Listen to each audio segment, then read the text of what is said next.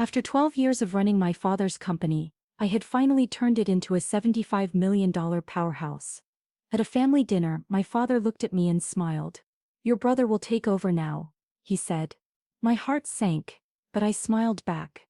The next morning at Whitmore Logistics changed everything. I still remember the way my father smiled that night, his hand resting proudly on Daniel's shoulder, as if the decision had been made long before he spoke the words that shattered me. "Your brother will take over now." My stomach dropped, but years of practice kept my expression composed. I smiled, pretending his words didn't slice through me, pretending they hadn't just unraveled 12 years of my life's work in an instant. The dining room buzzed with the clinking of glasses, the murmur of extended family and business partners. This wasn't just a dinner, it was a coronation, a celebration of what we had built. What I had built. My father had founded Whitmore Logistics Group when I was a child, a struggling regional shipping company barely afloat. I watched him sacrifice vacations, miss milestones, chase one more client just to keep the lights on. At 25, fresh from business school, I had to fight for my place. And I didn't just step in, I revolutionized the company. I turned it into a national force, secured 7-figure contracts, integrated cutting-edge systems. What was once nearly bankrupt now led the industry, but none of it mattered. My father had already chosen. Daniel would lead, not me. A slow ripple of congratulations moved through the table. Daniel lowered his gaze, feigning humility, but I knew him better. He had never invested in the company. He spent the last decade failing upward, bouncing between projects he never finished. He didn't care about logistics. He cared about control. I had made every call, closed every deal, rebuilt Whitmore Logistics from the ground up. Daniel had done nothing. Yet here we were. I swallowed the ache. In our family, pain was weakness. I reached for my wine glass, steadying my hand. "Smile, Claire. Smile." To Daniel I said, my voice smooth and steady.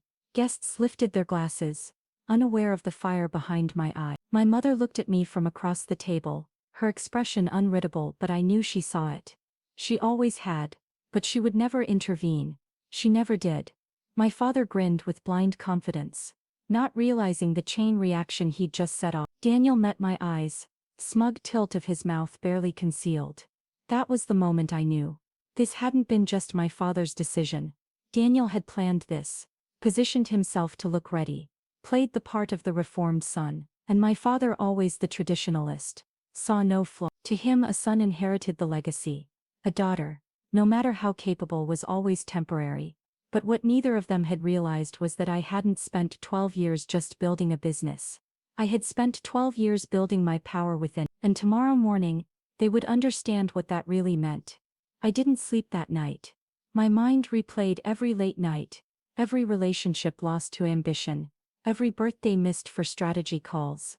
I had poured my soul into Whitmore Logistics, and now they expected me to simply step aside. They had no idea who they were dealing with. By 3:00 a.m., I was at my desk in the penthouse office. My fingers moved quickly across the keyboard. Contracts, shareholder records, executive agreements. I knew this company better than anyone. Daniel thought he was waltzing into an easy handoff, ready to slap his name on the door.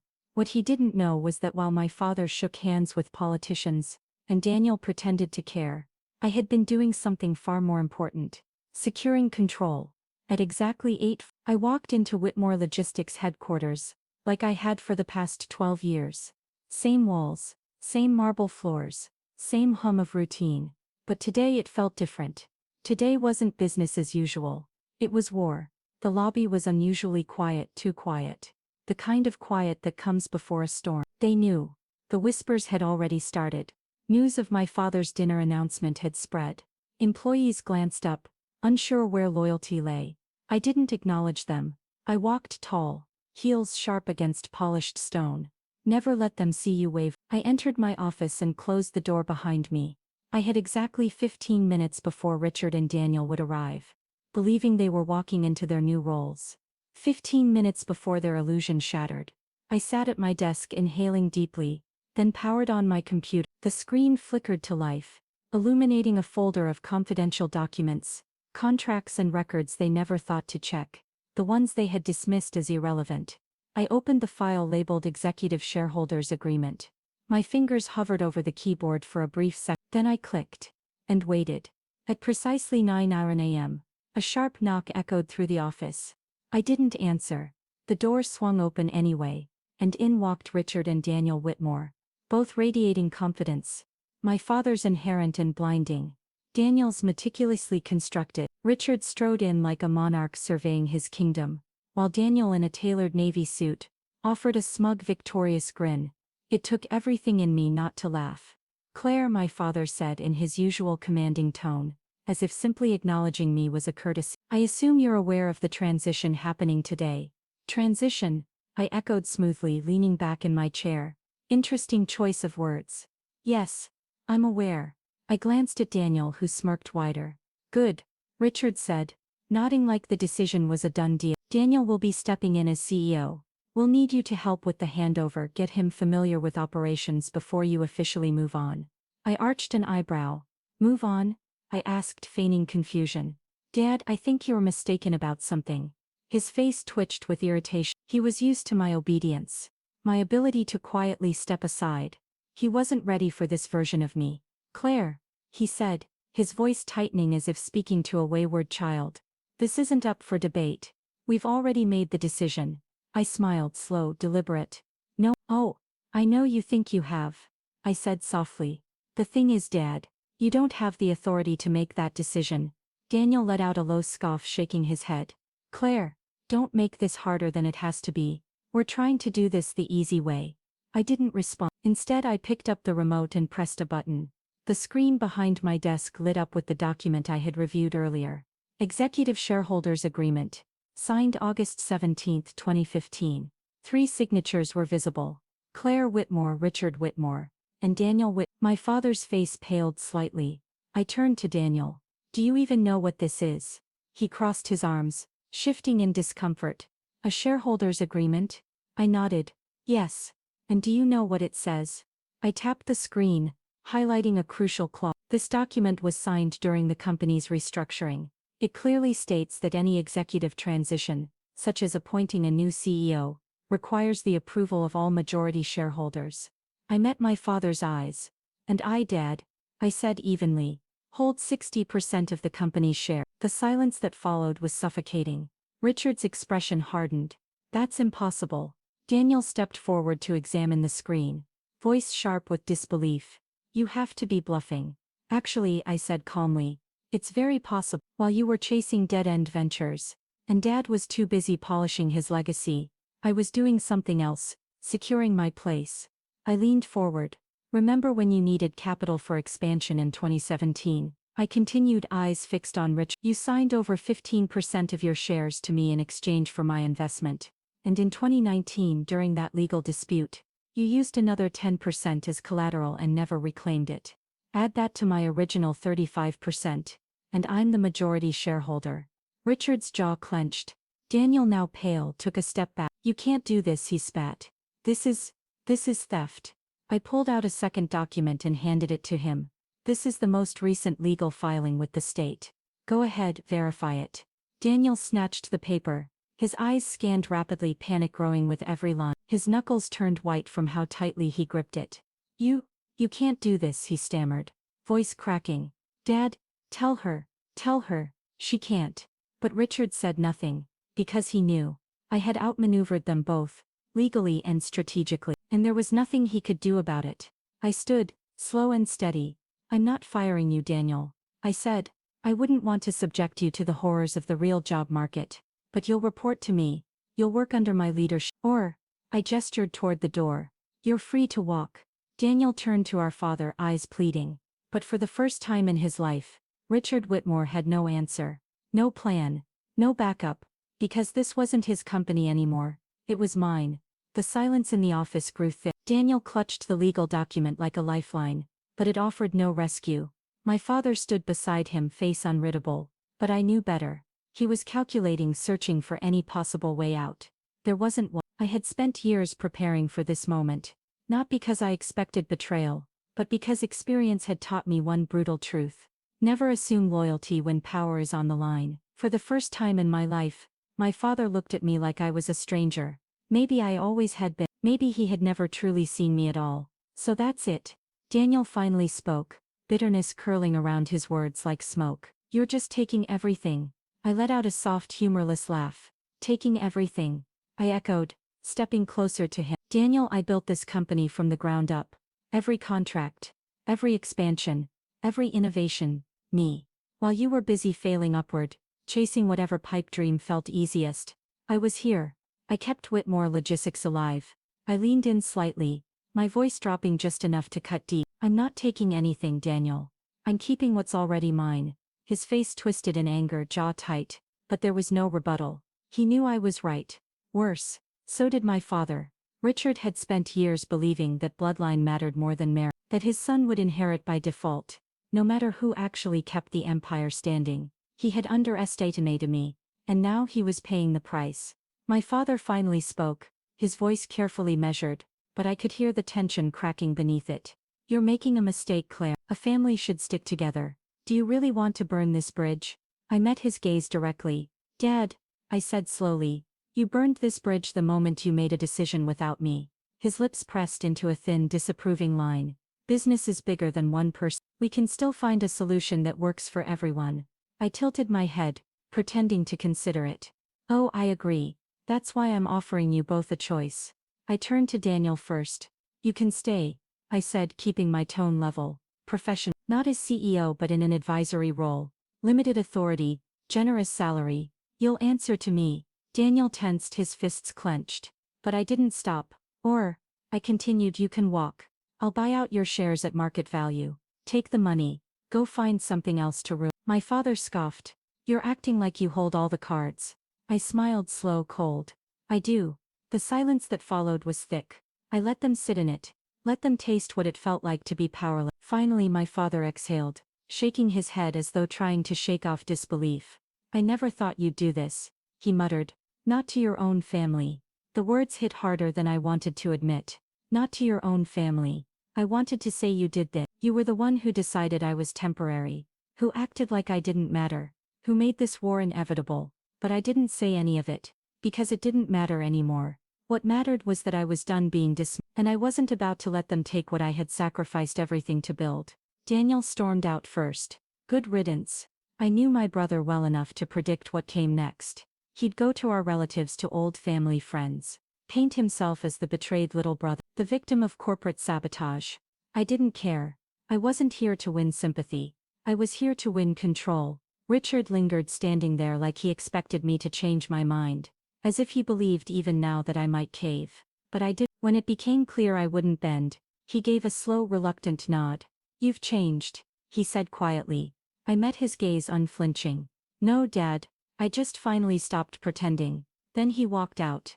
I exhaled, sinking slowly back into my chair. I should have felt victorious. I had fought for my place and won. But as I stared at the empty doorway, I felt something else pressing quietly against my chest. An ache. Not loud, not sharp, just there, lingering. A part of me, however small, had always wanted my father's approval. Some naive, desperate fragment of me had believed that if I worked hard enough, if I succeeded loudly enough, he would finally look at me and see me. But the truth was he never had. And now he had no choice. Because I wasn't just his daughter.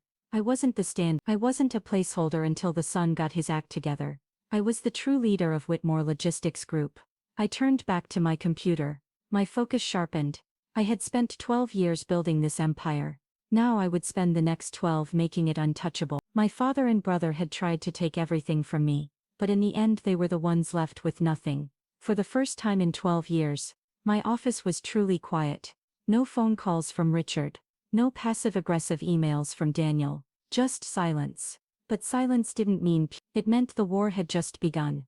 I knew my father wouldn't walk away quietly, and Daniel, he'd claw his way through every connection, every whisper, every shadow if it meant regaining what he thought was his birthright. I wasn't naive enough to believe this was over. It was just phase 2. By the next morning, I could already feel the tension rippling through the building. Employees who'd smiled confidently at me last week now avoided my gaze. A few department heads shifted awkwardly in meetings. I recognized the signs. The whisper network was in full swing. Richard and Daniel had wasted no time. Old family friends, longtime executives, key board members. They were spinning a story one conversation at a time, planting seeds of doubt, painting me as cold, ruthless, disloyal. Daniel had taken on the role of the wounded son, betrayed by his heartless sister. I could practically see him now seated in a dim-lit booth at some upscale downtown restaurant, voice soft with fabricated sorrow as he told investors how I'd stolen the company out from under him. And Richard? He wouldn't even need to say much, just a sigh, a solemn shake of the head, a gentle weighted line like I only ever wanted the best for my children. It was manipulative, calculated, dangerous. If they succeeded, if they turned the board and the top executives against me, they wouldn't have to reclaim the company by force. They'd just wait until I couldn't lead it anymore. I wasn't going to let that happen. That afternoon I called an emergency executive meeting. As I stepped into the boardroom, the air was dense with tension. Half the room avoided my eyes. The other half stared too hard, like they were waiting for me to crack. I took my seat at the head of the table. My seat? Let's not waste time, I said, voice calm and even. I know there have been conversations behind closed doors over drinks. In hushed voices, I let my gaze sweep across the room. I paused just long enough on each face to make them uncomfortable. I also know that some of you are wondering if my leadership is sustainable. A few people tensed. No one spoke. I tapped my fingers once on the polished oak. Let's clear that up now. I turned to the touchscreen behind me and brought up the presentation I had spent the morning preparing. Numbers, metrics, facts. Not emotion, not legacy. I took this company from a struggling regional logistics firm to a $75 million industry leader. Click. In the last 5 years, under my leadership, we've seen a 300% increase in revenue. Click. We've expanded into 6 new national markets. I turned to Michael Tran, our CEO. Michael, I said, steady, sharp. Do we have a single financial indicator, any projection, metric or performance model, suggesting this company is in trouble under my leadership? Michael hesitated, then gave a firm nod. No, in fact, projections show another 20% growth in the next quarter. I nodded once, then leaned forward, voice sharper now. So let's be honest about what's really happening here. I let the words sink in, locking eyes with the people around the table. My father and brother aren't upset because this company is struggling. They're not upset because I'm failing as a leader. They're upset because they expected me to step aside and let Daniel take over regardless of qualifications. Regardless of results. The room was silent. Then I dropped the real bomb. I also know, I said, measured and calm, that some of you have been contacted in the last 24 hours. Offered incentives to push for my resignation. I tilted my head, scanning their face. If anyone would like to disclose those conversations now, this is your chance. A few people shifted uncomfortably in their seats. Then after a long pause, one of the senior executives, Elliot Gray, head of business development, cleared his throat. I received a call, he said carefully, from your father. He said he was considering an official appeal to the board. I nodded, unsurprised. And did he offer anything? I asked, in exchange for your support. Elliot hesitated, then gave a slow, reluctant nod. I exhaled and stood, letting the weight of the moment settle around them. My father built this company. I won't take that from him. But I took it further than he ever could. And I will not allow him to manipulate it from the outside. My voice lowered, controlled and dangerous. If he wants a fight, he'll get one. I gathered my papers slowly, meeting the gaze of every executive at that table. If anyone here believes my father and brother deserve control, I said, now is the time to make your move. Silence. No one moved. Good. I turned and walked out of that boardroom, with my head held high. This wasn't just about keeping what was mine. It was about making damn sure they never thought they could take it from me again. Not to an investor. To the media. By morning, the business section of every major outlet ran the same headline: Power Shift at Whitmore Logistics. Claire Whitmore outmaneuvers family in boardroom battle. I had made my move, now it was their turn. And I was The morning after the story dropped, my inbox exploded. Emails, missed calls, messages from journalists, investors, board members. Some were supportive, others were cautious, but nearly all of them carried the same question. Is it true? I didn't respond. Not yet. I knew exactly what Richard was doing. He had spent decades perfecting the art of public perception. He knew reputation was currency in business. If he couldn't beat me in the boardroom, he would try to destroy me in the court of public opinion. And just before noon, the first counterattack arrived. A press release neatly crafted, carefully worded and full of subtle venom. Whitmore Logistics has always been a family business. While we're deeply disappointed by the recent turn of events, we remain committed to the core values that have shaped our success. Leadership changes are a part of any company's journey, and we're focused on making this transition as smooth as possible. The calculation was clear. The message, though wrapped in softness, was unmistakable. Claire is unstable. Claire is disloyal. Claire is reckless. What they failed to realize, what they never saw coming, was that I was ready, and this time I wasn't going to play defense. It was subtle, but I understood what they were really implying. Claire is reckless. Claire is unstable. Claire can't be relied on. I wasn't shocked, but I was livid. I sat at my desk, watching as industry analysts tore apart my leadership like vultures circling a fresh carcass. Was Claire Whitmore too forceful in her acquisition? Could her inability to cooperate jeopardize Whitmore Logistics' future? Is this a PR disaster she can salvage?